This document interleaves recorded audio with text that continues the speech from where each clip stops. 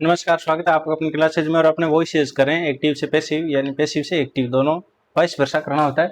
तो अपने देख लिए थे कल कि एक्टिव वॉइस की वर्ब होती है उसको कैसे पैसिव में लेकर जाते हैं, यानी B plus third form verb को चेंज करना होता है। बी प्लस वर्ब की थर्ड फॉर्म यानी बी थर्ड फॉर्म करना होता है, और सब्जेक्ट को ऑब्जेक्ट, ऑब्जेक्ट को सब्जेक्ट बनाना होता है, और सब्जेक्ट को ऑब्जेक्ट बनाते हैं तब बाई प्लस सब्जेक्ट लिख देते हैं। तो ये चेंज था, यानी सब्जेक्ट को ऑब्जेक्ट की जगह और बाई प्लस लगाकर लिख देते हैं, यानी बाई प्लस ऐसे लिख देते हैं। ये वाला चेंजमेंट होता है। और वर्ब में क्या होता है, B plus third form use करते हैं। अब ये तो सिंपल सेंटेंसेज के अंदर था, हालांकि पैसिव वॉइस चेंज करते हैं तब बी प्लस थर्ड फॉर्म का ही यूज होता है। लेकिन ये सिंपल सेंटेंसेज अपने देखे थे कि सिंपल सेंटेंसेज जैसे the cat killed the mouse, आपने यहाँ देख लिया था कि अगर वर्ब की सेकंड फॉर्म आ जाए, जैसे हेल्प वर्ब लिया था आपने, हेल्प दे रखा था या डिड आ जाए, तब अपने इसको किस में चेंज करते हैं। वो अपने पहले तो ये करना था, यानी ये वाला आना चाहिए, इसको यहाँ लेकर आओ और इसको वहां लेकर जाओ, और क्या करना होता है, बी प्लस वर्ब की थर्ड फॉर्म ये लिखना आना चाहिए। अगर ये लिखना याद है आपको तो आप कभी भी पैसिव वॉइस या एक्टिव वॉइस चेंज करते वक्त कोई गलती नहीं करोगे। तो अपने यहाँ लिख रहे द माउस। अब अपने को चाहिए बी थर्ड फॉर्म, और टेंस के अकॉर्डिंग, यानी यहाँ वर्ब की सेकंड फॉर्म दे रखी है तो सेकंड फॉर्म को अपने पता था वोज वर्ब थर्ड फॉर्म के अंदर, क्योंकि बी पे ये पास्ट है, वर्ब की सेकंड फॉर्म पास्ट होती है, तो पास्ट की बी वर्ब होती है वोज और वर्ब। और माउस के अकॉर्डिंग अपने को क्या चाहिए, वोज, क्योंकि सिंगुलर के साथ सिंगुलर।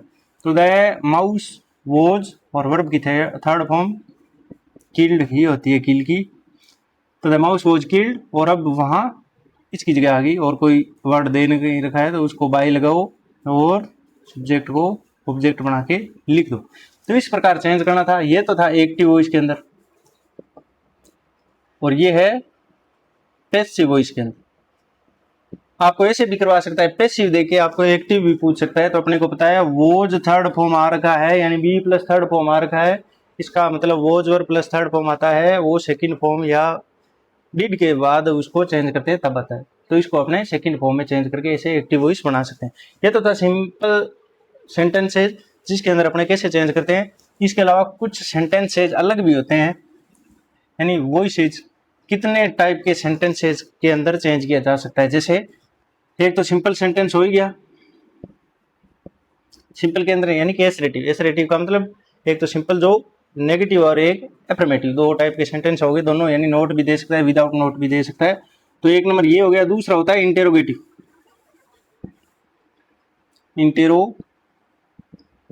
इंटेरोगेटिव सिंपल सेंटेंस अभी अपने लिखे थे वही थे।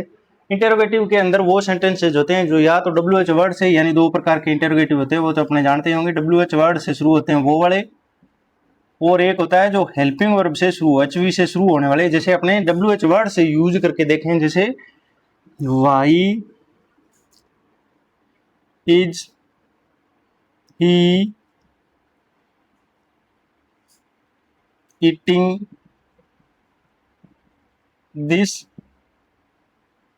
फूड, इस प्रकार का। और लास्ट में क्या होता है, इंटरोगेटिव साइन। तो ये वाई, इसका मतलब WH वर्ड से शुरू हो रहा है, और इसी को अगर अपने हेल्पिंग वर्ब से शुरू हो रहे हैं, ये तो है WH वर्ड वाला, इसको कैसे चेंज करते हैं ये अपने सीखेंगे। इसके अलावा हेल्पिंग वर्ब वाला, यानी अगर ये WH वर्ड हटा दे तो अपने पास बचता है is he eating this food, interrogative sign. यहाँ हेल्पिंग वर्ब से शुरू हो रहा है, कि जा रहे हैं वो वाले हेल्पिंग वर्ब जो आपने देखी थी उनसे शुरू होता है, तो वो हेल्पिंग वर्ब से शुरू हुए इंटरोगेटिव सेंटेंसेज होते हैं। और जो WH वर्ड से होते हैं उन्हें WH वर्ड से शुरू होने वाले इंटरोगेटिव सेंटेंसेज बोलते हैं। इनको चेंज कैसे करते हैं, वो सिंपल के अकॉर्डिंग होता है, ये बहुत सरल होता है।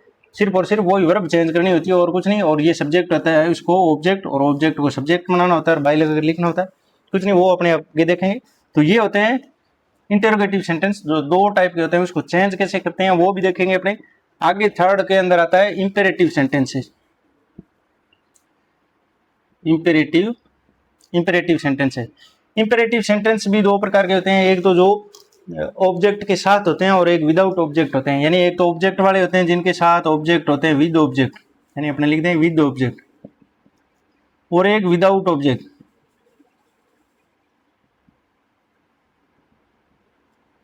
यानी जैसे विद ऑब्जेक्ट का मतलब ओपन द गेट, इसके अंदर द गेट ये क्या है, ऑब्जेक्ट दे रखा है, यानी इसके अंदर ऑब्जेक्ट दे रखा है ओपन द गेट। और इस ये किससे शुरू होते हैं, हमेशा ही मेन वर्ब से शुरू होते हैं, और ये मेन वर्ब होती है वो पहले आती है और बाद में उसके ऑब्जेक्ट हो या नहीं हो वो भी।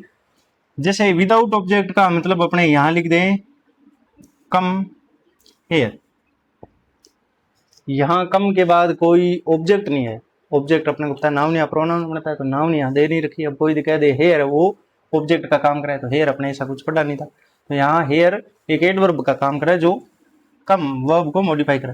इनके पीछे ये साइन आ भी सकता है और नहीं भी आ सकता, वो अगर अलग सेंसेज पर डिपेंड करता है। तो इस प्रकार दो टाइप के ये होते हैं। इसके अलावा एक्सक्लेमेटरी सेंटेंसेज और होते हैं।